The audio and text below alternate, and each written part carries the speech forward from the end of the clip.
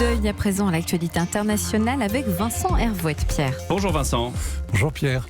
Bonjour à tous. Le ministre iranien des Affaires étrangères a dénoncé cette nuit l'escalade des tensions provoquées par les Américains dans le Golfe.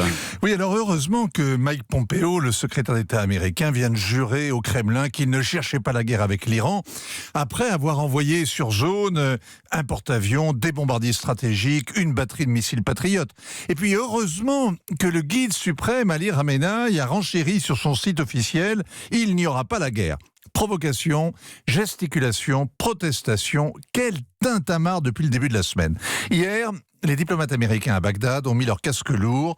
Ceux qui ne sont pas indispensables sont renvoyés à la maison. Washington prétend que les Iraniens s'apprêtent à attaquer. Où, quand, comment? Mystère. La seule question qu'on ne pose pas, c'est pourquoi? Parce que Donald Trump diabolise les mollahs et il est prêt à les accompagner en enfer. Hier, d'ailleurs, des instructeurs allemands et néerlandais qui forment l'armée irakienne ont suspendu par prudence leur mission.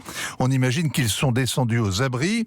Peut-être faut-il leur envoyer une cellule d'aide psychologique. On se demande d'ailleurs ce que ces militaires européens qui n'ont jamais fait la guerre peuvent bien apprendre à des militaires irakiens qui n'ont connu que ça depuis 1980. Peut-être le pas de loi, ou alors la musique militaire avec fifre, ou bien les conventions de Genève. Et il y a d'autres mystères du Golfe. Ouais, on se demande qui a saboté dimanche les tankers qui ont dû se mettre au mouillage en face des Émirats. Des explosions auraient endommagé les coques. Il y a des pirates qui portent des palmes, on appelle ça des nageurs de combat.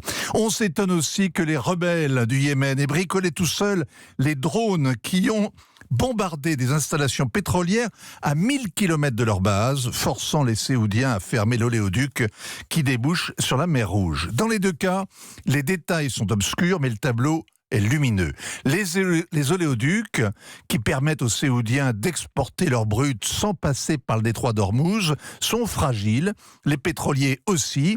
Autrement dit, les Arabes du Golfe ne pourront pas vendre davantage de pétrole pour compenser celui que les Iraniens ne peuvent plus livrer pour cause d'embargo américain. Le malheur des mollahs ne fera pas le bonheur de Mohammed Ben Salman. Si l'Iran plonge, ses voisins seront trempés. Côté américain, le message, c'est la pression maximale. L'accord sur le nucléaire a été dénoncé il y a un an pile parce que Téhéran refusait de le renégocier. Mike Pompeo et John Bolton jouent les faucons. Donald Trump joue les vrais. Tweetant cette nuit, je suis sûr que l'Iran voudra bientôt discuter. Tout ce tintamarre, c'est comme au concert quand les musiciens accordent leurs instruments. On entend les tambours de la guerre. Mais on peut écouter ça aussi comme le début d'un dialogue, avec toujours le risque d'un couac. Merci Vincent Hervouette pour cet édito international.